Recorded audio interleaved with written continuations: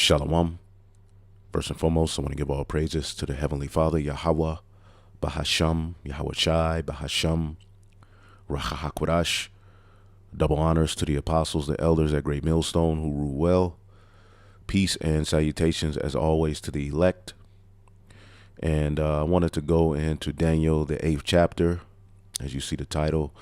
And ultimately, I was watching this video by the elder Apostle Tahar. The origins of the alphabet ABC comes from Hebrew and other topics.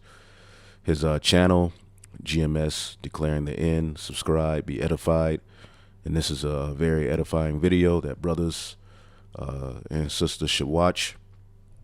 You know, the term alphabet itself, all right, is rooted in the Hebrew alphabet, all right, as you have Aleph, Bat, alphabet, all right. It all goes back to the ancient Hebrew language, all right, and he goes into that in other things in this video, but at a particular point in this video, he spoke about someone asking him about Daniel, the 8th chapter, and he asked if a brother could go into it.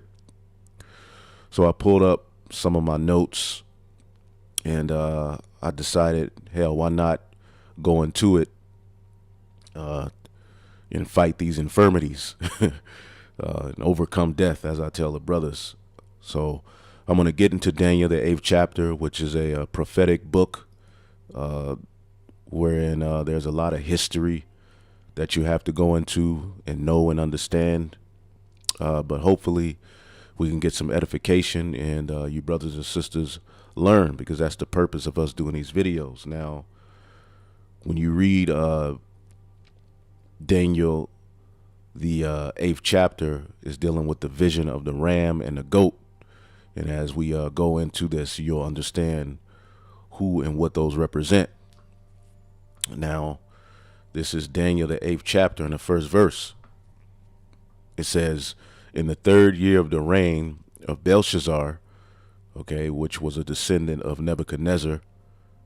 All right, it calls him his son, but I believe it was like his great-grandson or something of that sort. I'm not 100% sure. I have to look it up, but I know Belshazzar came from the line of Nebuchadnezzar, all right, which those are titles as well, all right. You can just have one Nebuchadnezzar. There was a few, but they all succeeded one another. And at the end of the Babylonian Empire, you had Belshazzar, okay, which was ruling during the time of Daniel, the 5th chapter, where you have the writing on the wall, okay, where Daniel let them know their kingdom was getting ready to fall into the hands of the Persians and the Medes, okay, and you can read that history in Daniel, the 5th chapter, okay, and this is the Neo-Babylonian Empire. It's not Babylon the Great. Again, in the Holy Scriptures, you have Babel, which was started by Nimrod. You can get that history in Genesis 10 and 11. That's where you have the Tower of Babel. And then you have the Neo-Babylonian Empire, all right, which Daniel was within that captivity. And then in prophecy, you have Babylon the Great, which is America. All right, so this is during the time of the Neo-Babylonian Empire. At the end of it, in the 3rd year of the reign of Belshazzar, a vision appeared unto me, even unto me, Daniel, which is our forefather. All right, he's of the loins and lineage of David. He's of the king's lineage.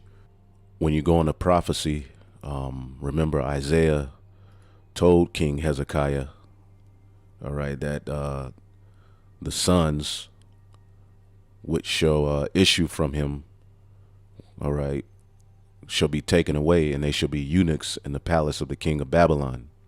All right. And by eunuchs, it doesn't mean their rods were chopped off, but ultimately they were taken into captivity and used, all right, by the kings of Babylon, you know, to help them learn particular things about our culture and so forth. All right. And you can read about Daniel, Shadrach, Meshach, and Abednego, and so forth in the book of Daniel. Okay. And they refused to eat the king's meat. All right, the lion's den. The three holy children. Those were all descendants of David through Hezekiah, which were in captivity in Babylon. Just a history point.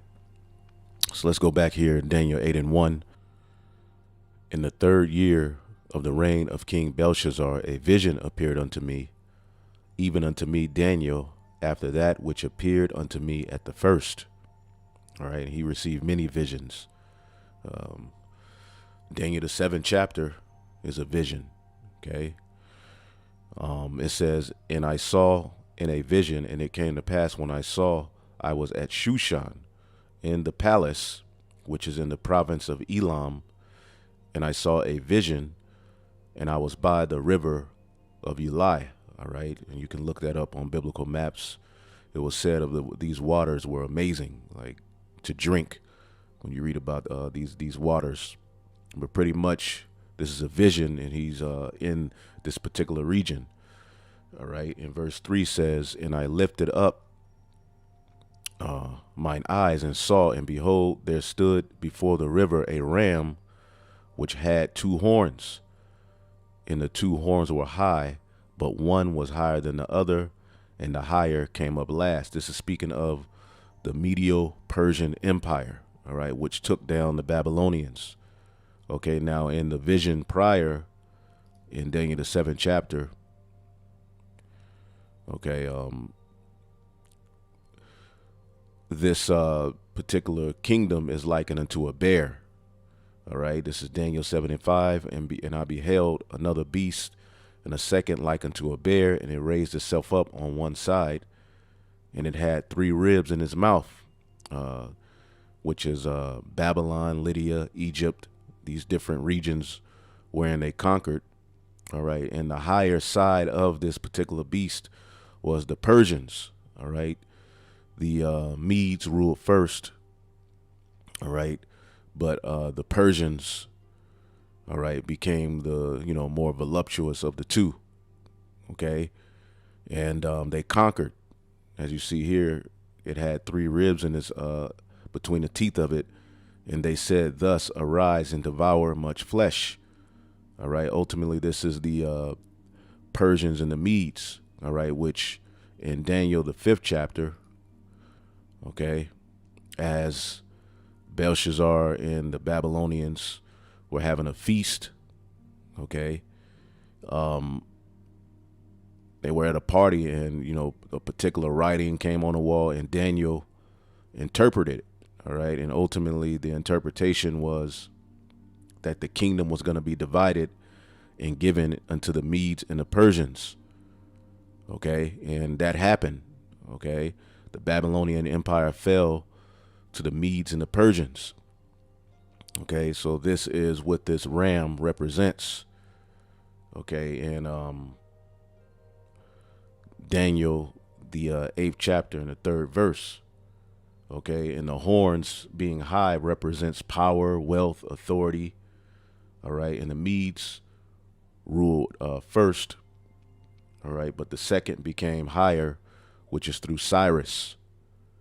All right, and then eventually Darius. All right, and you can read that history, and we'll get into some of it. So this is what that's talking about in Daniel, the 8th chapter and the 3rd verse, is speaking of the Medo-Persian Empire. All right, and the one that was higher would be the Persians.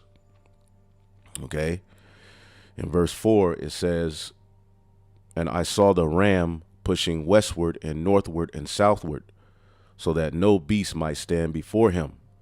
Neither was there any that can deliver out of his hand, but he did according to his will and became great. And remember, this is all through the power of Yahweh Ba'Shem Yahushua that these nations rule. Remember, what's that, Daniel 4?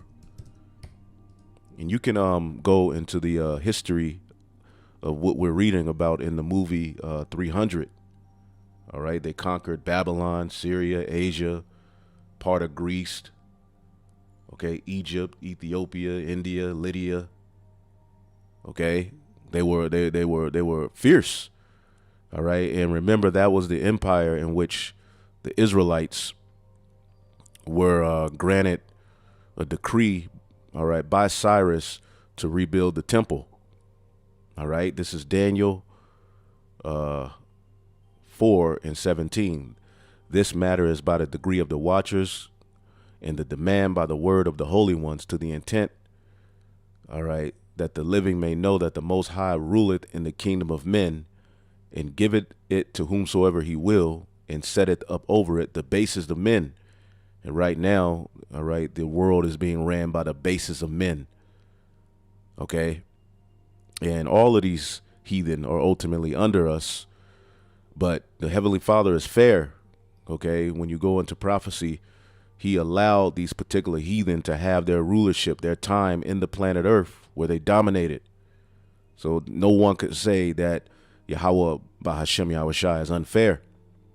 It's just that the final kingdom that's going to be set up, according to Daniel the 2nd chapter, Daniel the 7th chapter, is the kingdom of the Israelites, Yahushai's kingdom on earth, through the power of the Most High God Yahweh. The sons of God under the second Adam are going to be the final rulers forever of this earth, which is the only way that it will prosper into 100% righteousness. Okay, so this is speaking of how the Medes and the Persians went and conquered. All right, the spirit was on them. All right, and meanwhile we were back in Jerusalem rebuilding the temple. Okay, now, and they became great. Let's see here, let me look at my notes and see if there's anything I'm missing. Nah, that's pretty much it. All right, and Cyrus, pretty much, if you notice, it doesn't mention the east, because Cyrus came from the east. Okay, and he conquered westward, northward, and southward. Okay,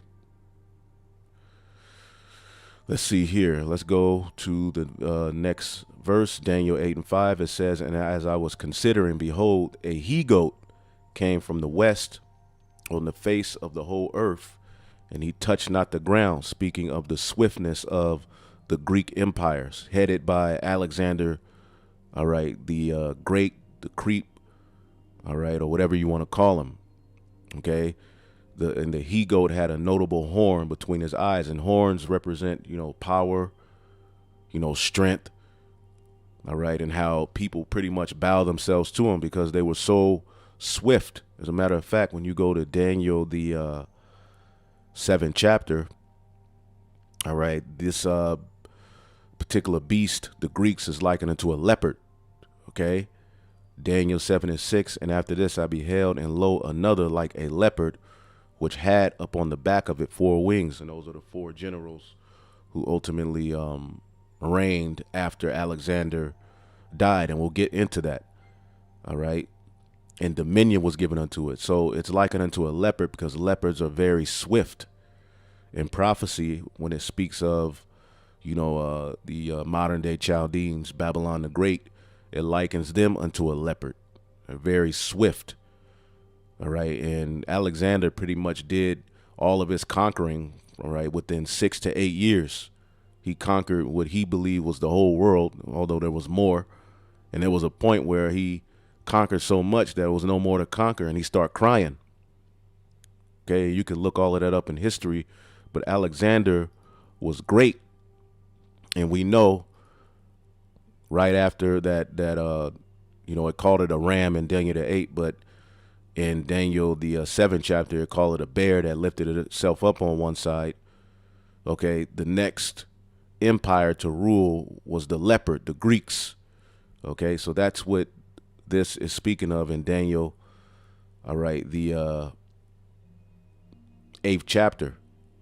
Let's read it again. Daniel 8:5. Okay.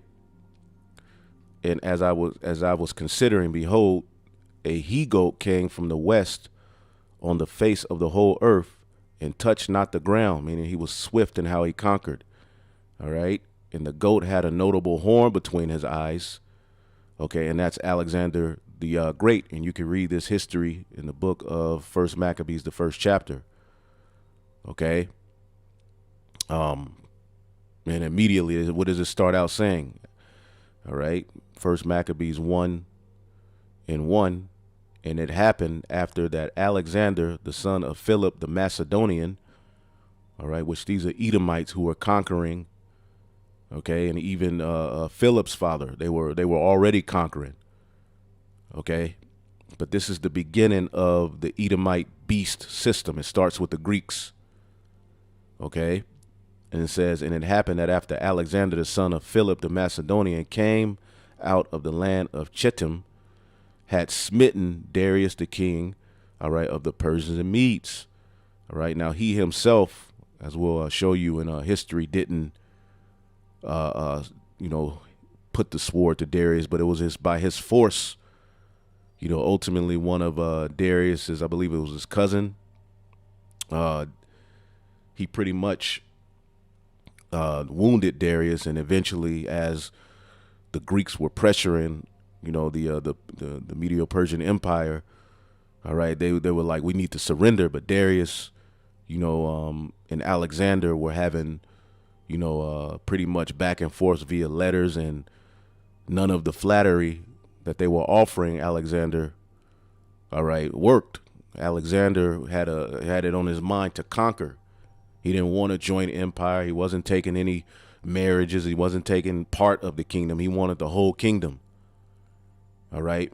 And eventually Darius, by the force of Alexander, died. All right. And we'll get a little bit of that history in a minute. But he smitten Darius, king of the Persians and Medes, that he reigned in his stead first over Greece.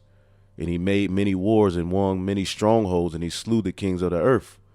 And he went through the ends of the earth and took spoils of many nations, inasmuch that the earth was quiet before him, whereupon he was exalted and his heart was lifted up. The pride of thine heart. This is an Edomite. Now, mind you, when Alexander came into power, okay, the Israelites, as we'll show you, he didn't put too much hell on them. All right. Pretty much they were like a vassal. He allowed the Jews. He was intrigued by the Jews. One of the high priests, according to the book of Josephus, showed him, all right, that he was written in prophecy. So he had respect for the Jews. Okay. Judah, Benjamin, and Levi. All right. Pretty much who were primarily in, you know, Jerusalem at that time. All right. He had a respect for him. He didn't put too much hell in him. And we're going to show you eventually through Antiochus that hell came. So it says he gathered a mighty strong host and ruled over countries, kings, and nations who became tributaries unto him. Okay. And eventually he died. So we'll go back to this. Let's go back to Daniel, the 8th chapter. Okay. So Alexander took down, okay, the Persians and the Medes.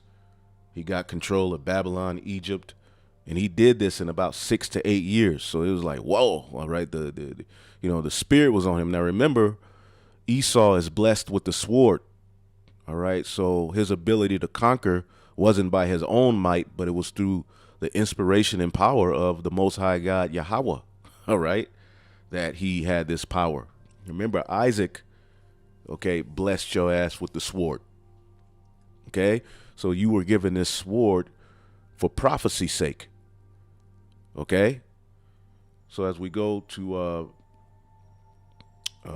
verse 6, let's read 5 again. It says, and as I considered, behold, a he-goat came from the west of the face of the whole earth, and he touched not the ground.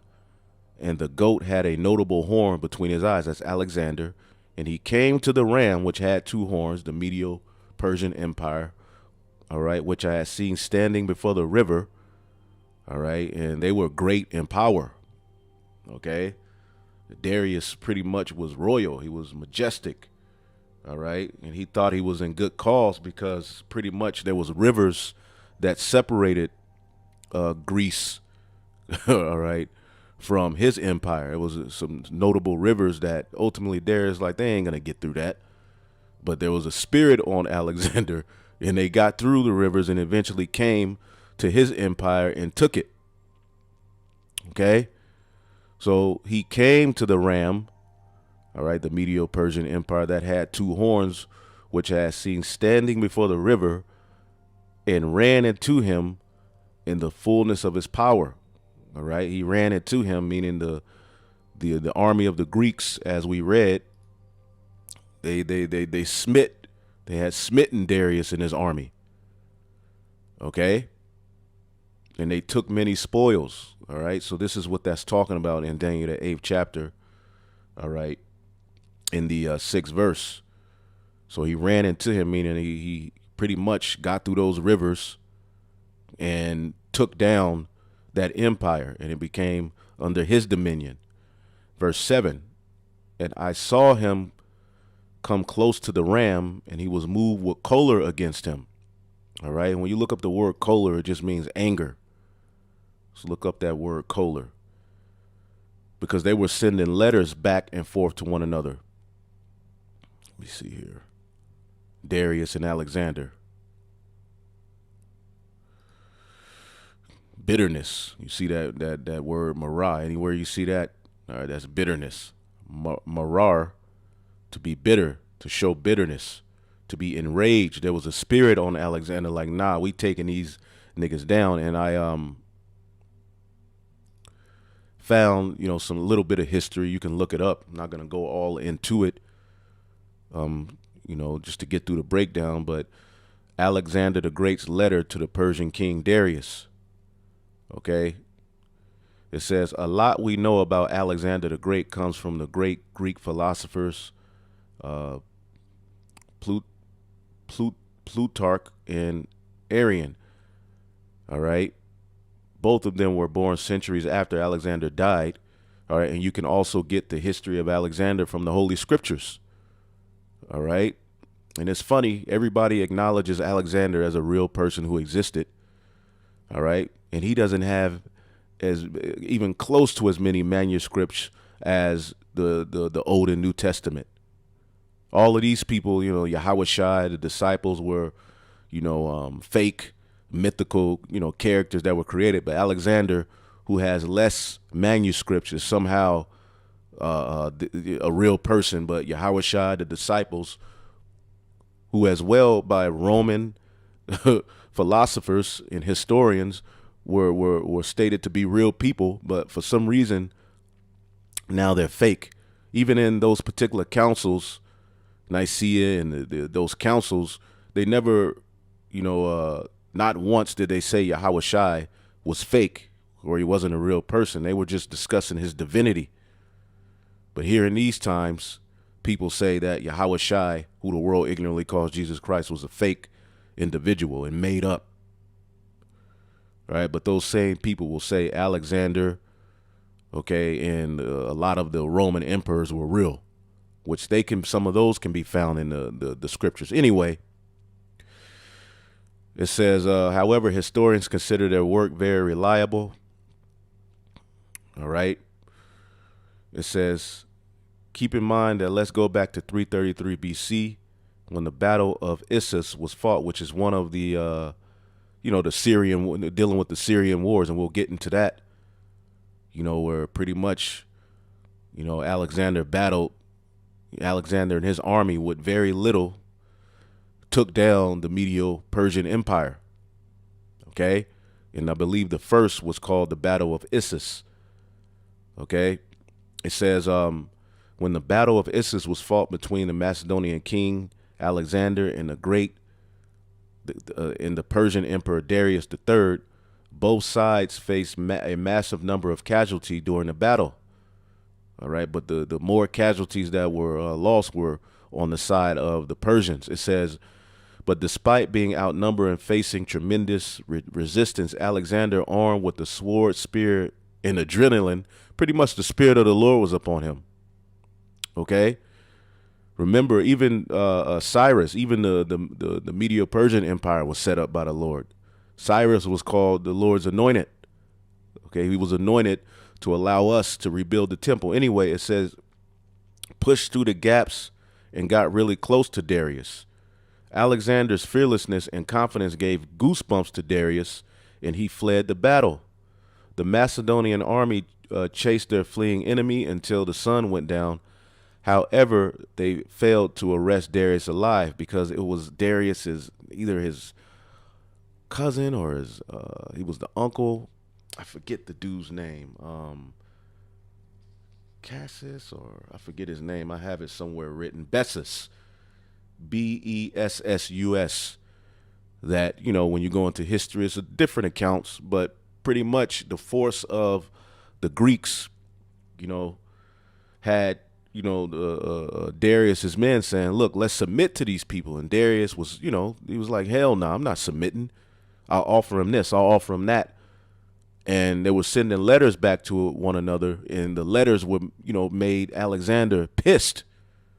And eventually Bessus, who was related to Darius, had one of his men wound Darius, and eventually, as the Greeks kept conquering, they found him. So when you read in 1 Maccabees 1:1, all right, when it says Alexander had smitten Darius, it was just really his force. Okay, as they continued conquering and conquering, all right, pretty much the Persians and the Medes, they gave up, and Darius was being proud. He was like, hell no, I'm not, submitting. But one of his own men pretty much put the sword to him, and when the Greeks found him, he was pretty much already dead. And you can look that up in history. But anyway, let's go back here. It says, but Darius, his family was captured by Alexander. His wife, his children, his riches. It says, after losing the battle and his family, Darius realized who he had offended and sought truce to protect himself, all right, his family and his remaining empire. But Alexander wasn't having it. All right. It says here, Darius wrote to Alexander first. He requested the release of his family and asked Alexander to be his ally and stop the war. All right, so you can read, up on this, but pretty much Alexander wasn't having it. It was a spirit on him, as you can read here in Daniel, the 8th chapter and the 7th verse. He was moved with choler. Okay? He was like, hell nah. I want it all. All right, the brand new socks, drawers, everything. I want the whole kingdom. I'm not taking any part. I'm not taking any deal. So as they were sending letters back and forth, eventually the Greeks kept conquering, and Darius fled, and eventually one of his own men took him out. Daniel 8:7. And I saw him come close to the ram, the Medo-Persian Empire, which at this time Darius was the man. And he moved with choler against him, bitterness. And he smote the ram and brake his two horns. He took down the Medo-Persian territory, and it became his. And there was no power in the ram to stand before him. Okay? The Medo-Persian Empire could not deal with the force of the Greeks. Okay, but he cast them down to the ground and stamped upon him. All right, meaning their military overcame them. Okay, and there was none that could deliver the ram out of his hand. Okay, none of the allies that Darius had. Okay, not one of them could pretty much help him.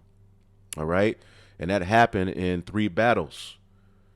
All right, the first one of them was at Issus. The other one was at the river Granicus, okay, and the third was at Gaugamela, all right, and these are known as the Syrian Wars, I believe, which you can read some of those as well in Daniel, the 11th chapter. It goes into some of that history, all right, and during these wars, all right, Darius's mom, children, and riches that he had in Damascus and Syria were eventually confiscated and taken. And eventually he died. Okay? So, and you can look up that history with Bessus wounding Darius. As a matter of fact, see here. Let's see here.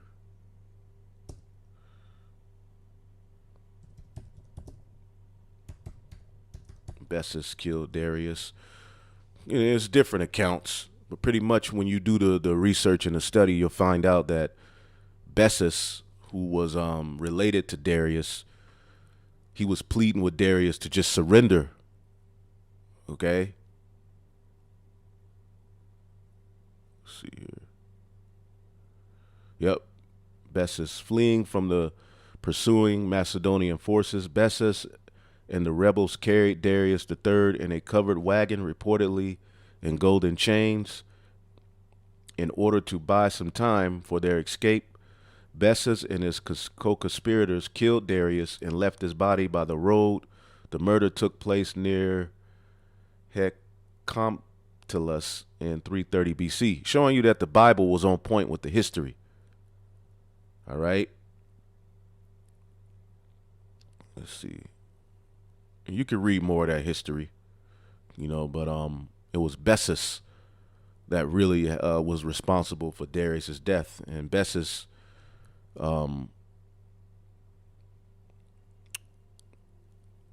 was and you could just read that, just look it up if you want to learn more. But to get through the breakdown, Daniel 8:8, okay, and it says, therefore the he-goat waxed very great, and when he was strong, the great horn was broken, because Alexander the Great died. Some say of malaria, some say he was poisoned. Now, malaria, which is a viral infection, was something that a lot of people around that time were dying of. Okay, but some people say Alexander was poisoned. Either way, according to prophecy, in the history, First Maccabees 1:5, and after these things, Alexander fell sick and perceived that he should die. Wherefore he called his servants, such as were honorable, and had been brought up with him from his youth, and he parted his kingdom among them while he was alive. So Alexander reigned 12 years and then died. So when he was at the height of his power, he eventually died. And he parted his kingdom while he was on his deathbed amongst, all right, his 4 generals, all right. And going back here, Daniel 8:8, therefore the he-goat waxed very great, Alexander, and when he was strong, the great horn was broken. He died. And for it came up 4 notable ones, all right, towards the 4 winds of heaven, all right. And this is the 4 generals that we always talk about. And you can look up the history of the Diadochi, okay? The Diadochi, which ultimately, in a nutshell, Lysimaeus, okay, Cassander. Now, Lysimaeus, he pretty much took Asia. Cassander took Macedonia, you know, Greece. Ptolemy, we know he took Egypt, and Seleucus took Asia.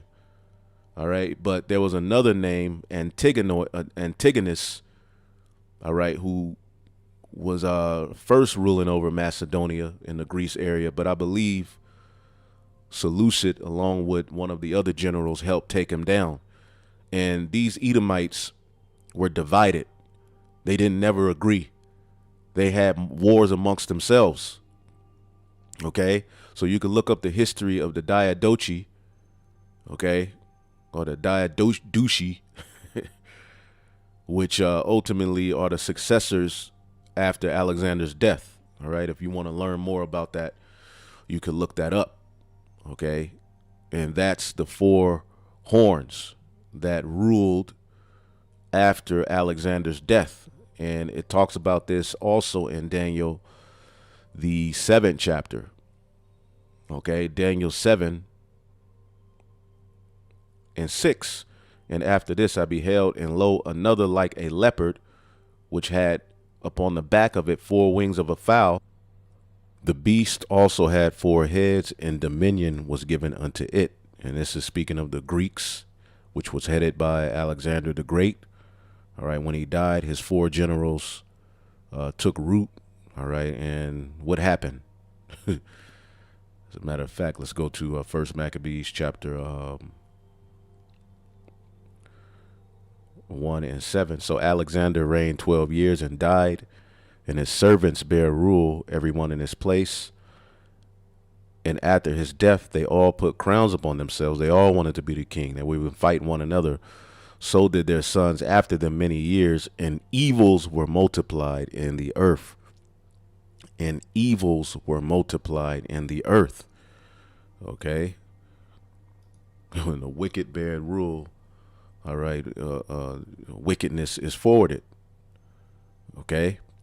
Now, when Alexander was alive, things were more in order. After he died, all right, they began to wax worse and worse. All right, so that's Daniel 8 and 8. Now we're going to jump to Daniel 8 and 9, the little horn, okay, which ultimately is an extension of Alexander's empire through those four beasts, okay, through those four generals, should I say. All right, and this is going to speak of the one who came out of the Seleucid. So this is Daniel 8 and 9, and out of one of them, all right, remember you had Lysimaeus, Cassander, Ptolemy, and Seleucid. Out of one of them, out of the Seleucid, okay, empire, okay, came forth a little horn, which waxed exceeding great. All right, and this is speaking of Antiochus Epiphanes. All right, Antiochus the fourth. Okay, and let's see here. And he waxed exceeding great towards the south. All right, and that's pretty much Egypt, all right, south of Syria. All right, he even fought against Ptolemy. All right, he besieged, all right, Alexandria. All right, but Rome sent aid pretty much, and he was stopped of that campaign. All right, and then he went east, you know, Armenia, you know, Persia, Mede, all right, and the countries beyond the Euphrates. All right, and he pretty much took them down and made them tributaries. I think you can see that in First Maccabees chapter 3 and 31. Gives you a little bit of that history. Okay. First Maccabees 3 and 31. Wherefore, being greatly perplexed in his mind, because ultimately he was stopped of that campaign in Egypt, all right, he determined to go into Persia, there to take the tributes of the countries and to gather much money. All right. So he left Lysias, a nobleman, one of the blood of the royal, to oversee the affairs of the kingdom from the river Euphrates unto the borders of Egypt. All right. And to bring up his son Antiochus until he came again. So he put, all right, his particular, the men that were with him, you know, over these regions.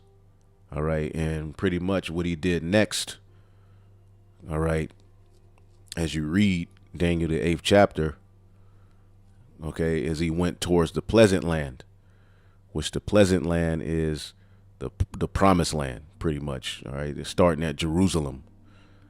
Okay, where the Jews were. All right. And you can read that history, because a lot of history is repeated in Maccabees.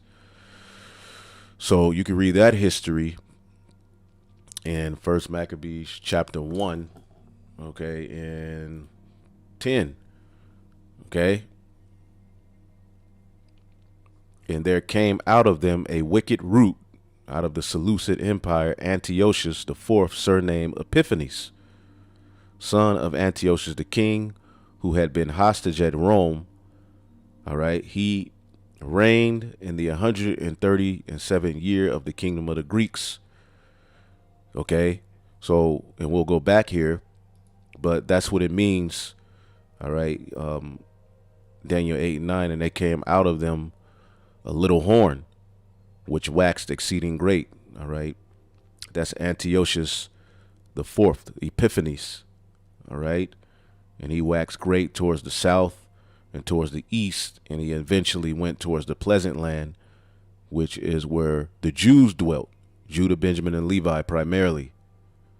Okay. And what did he do there? All right. Wickedness. He first came with flatteries. All right. But eventually the Hellenization campaign started.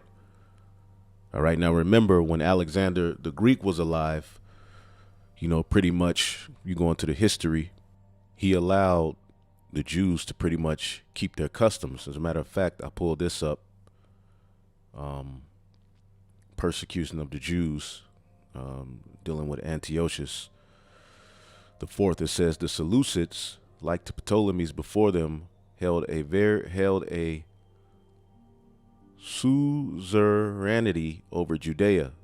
All right, and when you look up this word, a suzerainty is a relationship in which one state, all right, or other polity controls the foreign policy and relations of a tributary state while allowing the tributary state to have internal autonomy. The dominant state is called the suzerain. All right, pretty much you're a vassal. Okay, now before, all right, Antiochus the fourth came, the Jews were, all right, like a vassal. All right, but they were able to keep their customs. When Antiochus came, all right, as we read in First Maccabees 1:10, he was a wicked root, okay, and you can read about the rest of what happened as far as him, by flatteries, ultimately causing friction and eventually sacking the temple, coming in there, stealing things, causing friction between the priest, doing the wickedness that Esau is known to do. Eventually the daily sacrifice was taken away, and we'll get to that. But reading this, all right, the Seleucids, like the Ptolemies before them, held a suzerainty over Judea. They respected the Jewish culture and protected the Jewish institutions. All right. This policy was drastically reversed by Antiochus IV, seemingly after what was either a dispute over leadership in the temple in Jerusalem and the office of high priest. All right. Because you had a high priest at the time by the name of Onias, all right, which you can read the history of him in, the first and second Maccabees, who wasn't down with the Hellenization, but he had a relationship, with some of the Seleucid Empire, which eventually became to his detriment. And eventually his brother, Jason, was set up, okay? And he allowed and did wickedness, man. Okay, it said this triggered a revolt against the rule, the Maccabean revolt. All right, and that's where you can read about that in the book of Maccabees. And the thing is, you have Christians saying that the Apocrypha is null and void. Well, where do you read about the history, all right, of, all right, we're reading about this history, but where can you expound upon this history? Where can you expound upon, okay, the leopard? Because remember, these four beasts that we're reading about, according to the book of Zechariah, the first chapter, are responsible for what? This is Zechariah 1:18. Then lifted up mine eyes and saw, and behold, four horns. And I said unto the angel that talked with me, what be these? And he answered me, these are the horns which have scattered Judah, Israel, and Jerusalem. Okay. So if these horns, all right, which these are the same four horns or the four beasts that Daniel expounds upon in his vision, where do we get the history? Because you can go into the Bible and find the history of the Israelites amongst these various beasts. Okay. Where do you expound upon, all right, this beast, the third beast that's likened to a leopard, which is the Greeks? You expound upon that by going into the book of Maccabees. You see? Which is a part of the Holy Scriptures. It's the history. You can go into secular history and you can go into the actual Bible in the book of Maccabees and read about what happened with the Israelites as they were in the Greek captivity. They were Hellenized, which is a big part of why they eventually became uncircumcised, became called Gentiles, a lot of them. All right, but you had a remnant of them which resisted, okay, the Hellenization, and that's what's called the Maccabean Revolt, which eventually would lead into other histories, all right, Hasmonean dynasty and so forth. All right, which is why you had those of the circumcision on the scene, all right, at the time Yahushua came, because they were ultimately offsprings of these who resisted and kept to the customs. Okay? So this is where you get Hellenization. All right? The Antiochene crisis of the Jews. These decrees were a departure from typical Seleucid practice, which did not attempt to suppress local religions in their empire. So before Antiochus Epiphanes came on the scene, all right, you know, the Seleucid, all right, although they had power over Judea, okay, they allowed the Jews to keep their religion. They allowed the Jews to keep, you know, their customs. All right, but as we're reading here, Daniel 8 and 9, this horn that waxed exceeding great, Antiochus, verse 10, it says, and it waxed great even to the host of heaven. All right, and it cast down some of the host and of the stars to the ground and stamped upon them.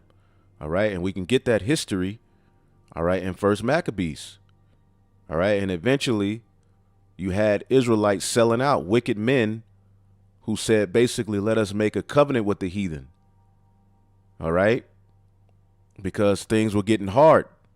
All right, if they saw you playing particular games that brought you back to your culture, if they saw you circumcising your children, pretty much you were getting rolled on. All right, so there was particular men that were like, look, we got to sell out. We got to, you know, pretty much let's give ourselves over to their custom so we can live. But then you had others, you know, the Maccabean and those who would join themselves into them that were like, hell no. All right. So this device pleased them well. Okay, and certain of the people were so forward herein, where they went to the king, who gave them license to do after the ordinances of the heathen, wherein they built a place of exercise at Jerusalem according to the customs of the heathen, and made themselves uncircumcised. They were still Jews, but they became uncircumcised. All right, which is a big part of why in the New Testament you had Israelites being called the uncircumcision or heathen, because they forsook the holy covenant and joined themselves to the heathen and were sold to do mischief. Okay? So now when the kingdom was established before Antiochus, he thought to reign over Egypt, that he might have dominion over two realms. So we read the history of how he set up particular of his family members and, you know, particular men that were aligned to him, you know, and set them over these regions. But he went to the pleasant land, Jerusalem, to do this wickedness. Okay? So as you keep going down, verse 20, and after that Antiochus had smitten Egypt, he returned again, all right, in the 443rd year, and went up against Israel and Jerusalem with a great multitude. And he entered proudly into the sanctuary and took away the golden altar and the candlestick and the vessels thereof, and the table of the showbread, and the pouring of the vessels, and the vials, and the censers of gold, and the veil, and the crown, and the golden ornaments which were before the temple, and he pulled off. So he went in there doing his wickedness, man. Okay? And he took silver and gold and precious vessels. Also, he took the hidden treasures which he found. Okay, this devil went into the temple doing his thing, wickedness, man. And and when he had taken all away, he went into his own land, having made a great massacre, and spoke very proudly. All right. Therefore was a great mourning in Israel in every place. All right. So Jake was all messed up over what happened, man. Okay. And he eventually came back. Okay, and after 2 years of Jake was mourning and trying to get themselves together, after 2 years fully expired, the king sent his chief collector, of tribute into the cities of Judah, who came into Jerusalem with a great multitude. And they spoke peaceable words unto them, but all was deceit. And when they had given him credence, he fell suddenly upon the city and smote it very sore and destroyed much people of Israel. All right. And he took spoils. He did his wickedness, man. And you can read about that history. He shed innocent blood. He defiled the sanctuary, and eventually the daily sacrifice was taken away. Okay. In verse 43, yea, many Israelites consented to his religion and sacrificed unto idols and profaned the Sabbath. For the king has sent letters by messengers unto Jerusalem and to the cities of Judah that they should follow the strange laws of the land, and to forbid burnt offerings and sacrifice and drink offerings in the temple, that they should profane the Sabbath and festival days. So that's what this is talking about. All right. In Daniel, okay, the 8th chapter and the 10th verse. All right. He waxed great even to the host of heaven. All right. Meaning you're in your rulership. All right. When it says you reach to the heavens, meaning your rulership is great. Okay. But Esau's, even he's in the heavens. All right. But he's going to be cast down. All right. And it cast down some of the host and the stars, which are the Israelites. All right. The priesthood, to the ground and stamped upon them. All right. And he magnified himself even to the prince of the host. All right. He eventually got to the high priest. Okay. In which, Onias was high priest at a particular point. All right. But with the wickedness of the Greeks, he was eventually put to death, and a sellout, all right, Onias' brother by the name of Jason set up. Okay. And we know the high priest, all right, and the temple is our connection, all right, to the Most High God, Yahweh. Okay. So as you read here, yeah, he magnified himself even to the Prince of Hosts, and by him the daily sacrifice was taken away. All right. Remember, we had a morning and an evening sacrifice. All right. And the place of his sanctuary was cast down. Okay. And that's what they did. They sacked the temple. All right. They started offering, First Maccabees 1:47, set up altars. All right. Verse 46. Verse 45, and forbid burnt offerings and sacrifice and drink offerings in the temple, that they should profane the Sabbaths and festival days, and pollute the sanctuary and holy people, set up altars and groves and chapels of idols, and sacrifice swine's flesh. All right, because they knew the sacrifice was our connection to the Most High. So what they did was sacrificed swine's flesh, an unclean beast, knowing those things were not permitted, all right, by the Most High God, Yahweh. Okay. So they started doing wickedness, and the Greeks loved that swine. And you can see that same influence here today. All right. They got you niggas on the commercials, promoting McRibs. Okay. Swines everywhere. Okay. And that they should also leave their children uncircumcised and make their souls abominable with all manner of uncleanness and profanation. So to the end, they might forget the law and change the ordinances. And that's what happened. That's why in the New Testament, all right, you read about these uncircumcision, because eventually these children raised their children in this manner. Okay. And their children raised their children in this manner. Okay. And you had a whole host of the seed of Israel, of Judah, Benjamin, and Levi primarily. All right. Who eventually went into the Roman captivity. Okay, uncircumcised, weren't following the customs. All right, so this should help you to understand why in the New Testament you see Israelites called heathen, because the whole book tracks the chosen seed. Okay, just because at one point they were called heathen and Gentiles and uncircumcision, all right, doesn't mean it's talking about heathen or actual other nations. No, this is what happened. And it started with Antiochus the fourth, Epiphanes. he took away the daily sacrifice. Okay? So let's keep going here. Verse 12. And an host was given him against the daily sacrifice by reason of transgression. All right. And a lot of Jews pretty much helped Antiochus out of fear. They sold out. All right. And pretty much, helped him to do the wickedness he was doing. All right. And it cast down the truth to the ground, and it practiced and prospered. All right. And it's speaking of Antiochus and the Greeks at that time. All right. Ultimately doing what they will. All right. Having power. All right. Which who ordained them? All right. The Most High. This is prophecy. Okay. It sounds harsh, but this is what the Most High ordained through the Holy Spirit.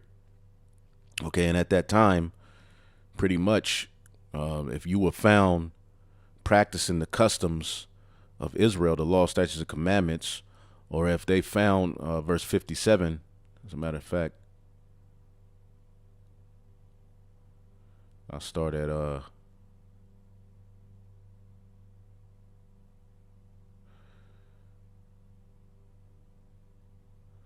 I'll go to verse 50. It says, and whosoever would not do according to the commandment of the king, all right, to break the laws, not circumcise your children, so forth, he should die. Okay. And we're living where Hellenization is getting ready to be brought back in a different way via, the jab and everything else they're coming with. If you don't want to live by their, religion, their NWO, these are going to be the consequences. And these are the times we're coming into. It says, in the selfsame manner wrote he to his whole kingdom, and appointed overseers over all the people, commanding the cities of Judah to sacrifice city by city, to sacrifice swine, and particular leaders of Judah, which that's Judah, Benjamin, and Levi particularly.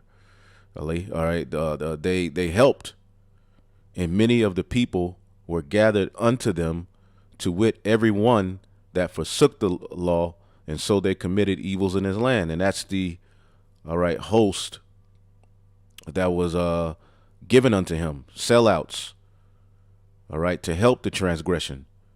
Okay, and going back to then many of the people who were gathered unto them, to wit, every one that forsook the law, and so they committed evils in the land, and drove the Israelites into secret places, even whensoever they could flee for succor. All right, they were fleeing for comfort. You had particular Israelites hiding and sacrificing their children, hiding and practicing this, keeping the Sabbath, hiding. And if they were found, all right, pretty much they were put to death. It was a crazy time. Okay, it says, now in the 15th day of the month of Caselu, in the 145th year, they set up the abomination of desolation upon the altar, that builded idol altars throughout the cities of Judah on every side. All right, the abomination that make it desolate. Okay, taking away the daily sacrifice, setting up idols in the temple. Okay, cutting off our connection with our power. Okay, and burnt incense at the doors of their houses and in the streets. And when they had rent in pieces the books of the law in which they found, they burnt them with fire. And we can see that mindset returning here to Babylon the Great. Now, remember, we're in Rome all over again, but those it was a Greco-Roman empire for a point. So we see remnants of Greek culture and mindset here as well, as you see Jake, all right, joining Greek fraternities. That's all a part of Hellenization. It's all back all over again. Okay, and you can see there's a evil mindset towards the holy book, the laws. All right, even with this Roe v. Wade thing, now people are blaming the holy scriptures. They're pissed off, kicking the Bible, throwing it in the garbage, calling the Bible a book of fairy tales. Okay, there's like a very hard mindset against the scriptures, and it's going to get worse.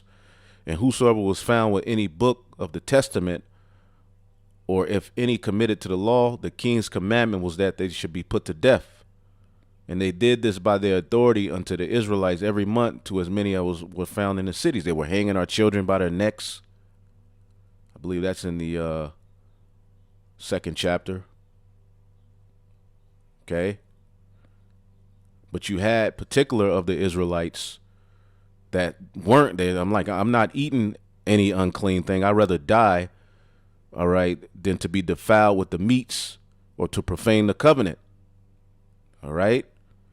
And a very great wrath was upon Israel. And you can read more of the history, but that's what Daniel, the 8th chapter, is speaking about. As a matter of fact, let me find it. There's a scripture where they hanged them by the necks.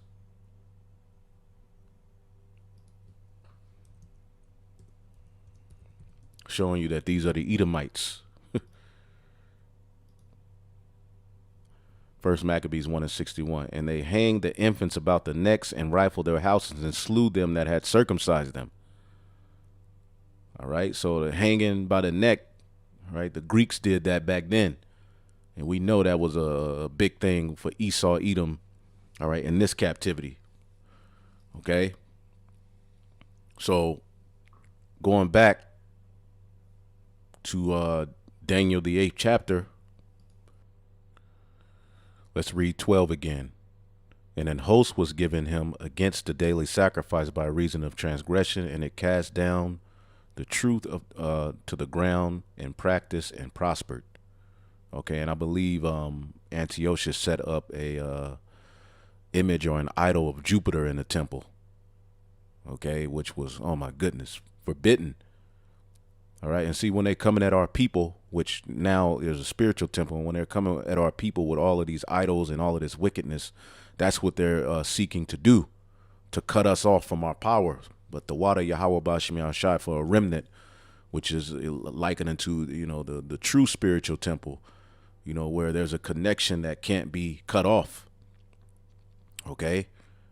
Now, verse 13 says, then I heard one saint speaking, and another saint said unto that certain saint which spake. Basically, you know, as he's seeing his vision, he sees two angels speaking to one another.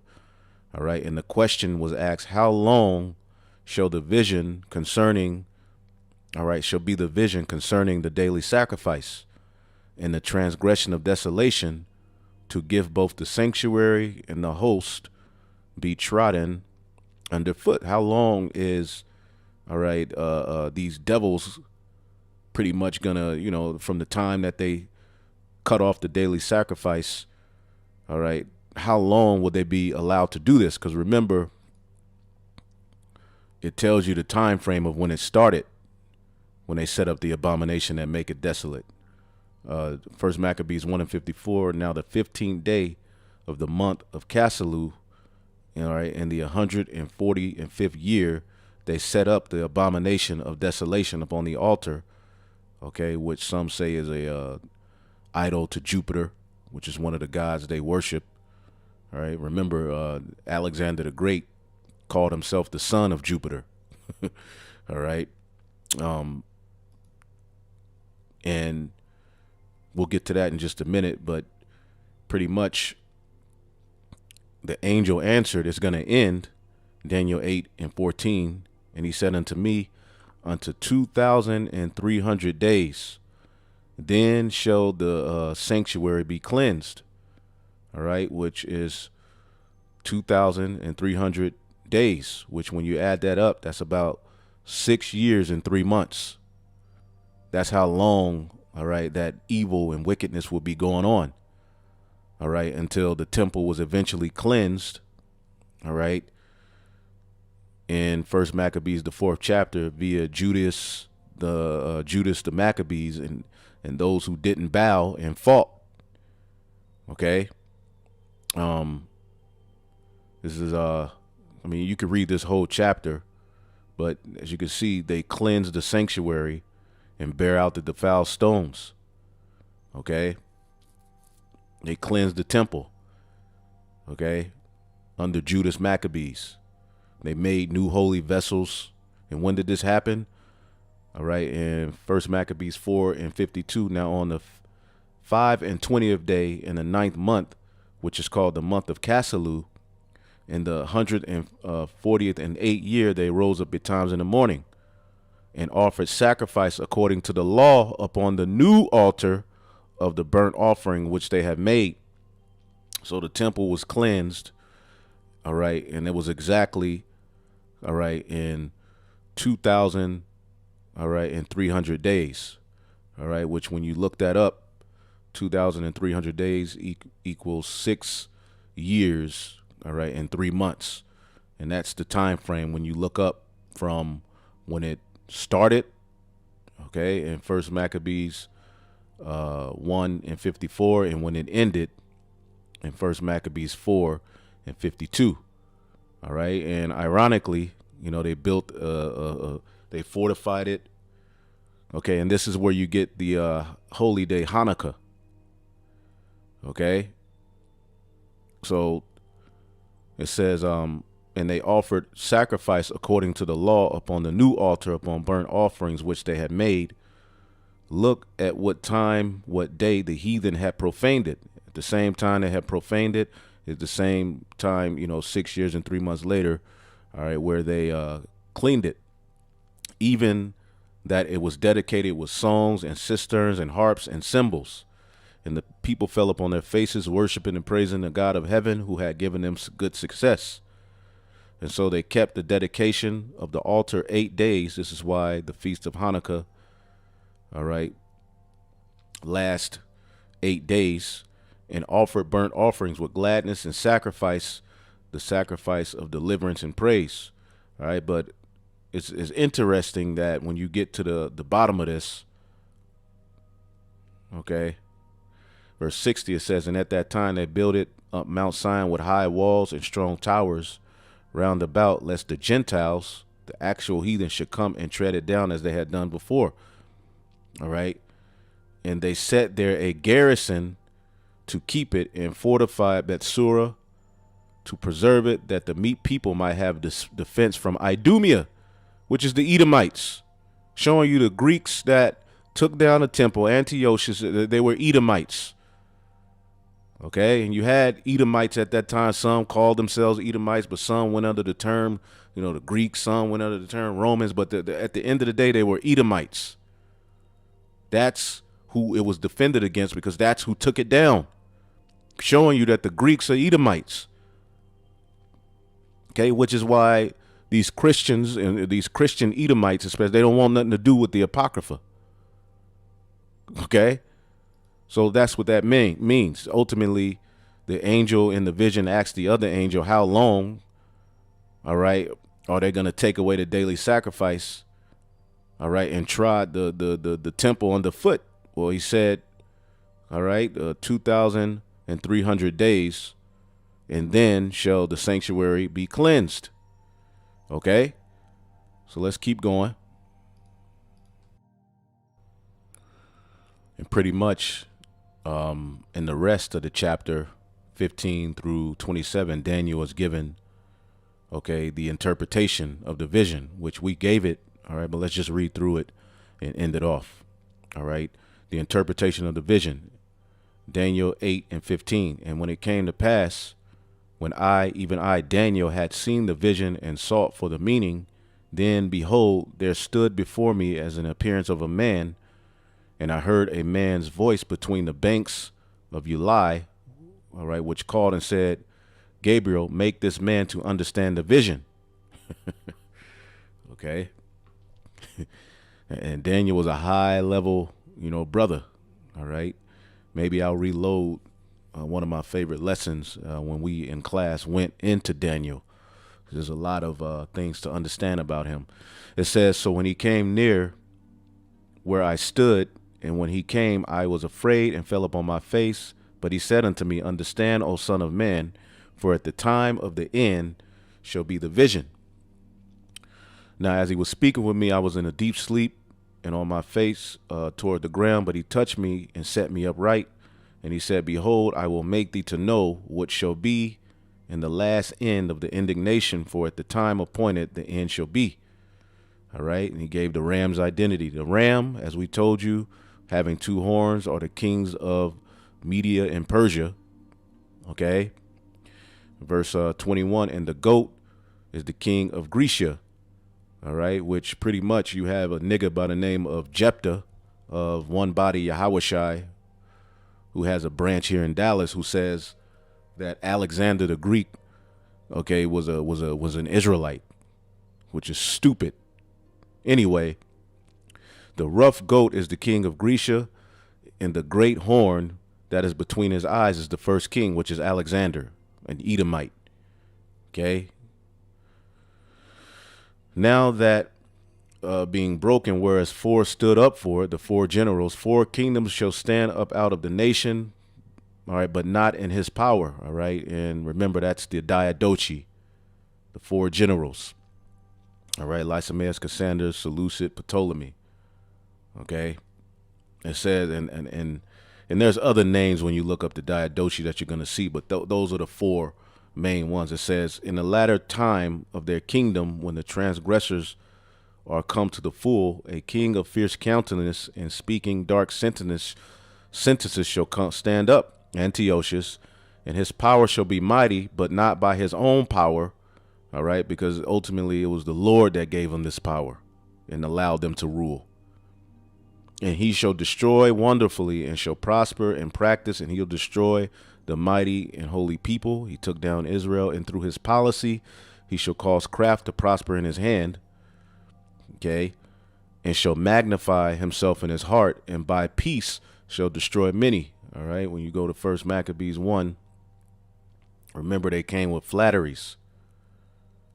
Okay, they came with flatteries, but eventually they started doing wickedness. Okay, you can read that in this chapter. We don't have to read it. He came acting as if, you know, he meant well, but he did what he always is known to do. Just like Biden came with flatteries. Now look, all right, and by peace he shall destroy many, and he shall also stand up against the prince of princes, but he shall be broken without hand. Okay, he eventually died, and he came up against the temple. And in this time they have the same mindset. That's why we jump to these prophecies, because ultimately that's talking about what Antiochus did. All right, but we know that which is then is now. And it says, in the vision of the evening and morning, which was told is true, wherefore shut up the vision, for it shall be for many days. And it came to pass, right? And Daniel fainted and was sick certain days. Afterward I rose up and did the king's business, and I was astonished at the vision, but none understood it, but he understood it. And now here we are today to break that down for you. So I'm pretty sure Apostle Tahar will see that this video was done, but y'all got to check this video out. It's a very good video. Also check out the street speaking from this week end where they went into it as well, went into particular things. And hopefully y'all edified. On to the next. Shalom.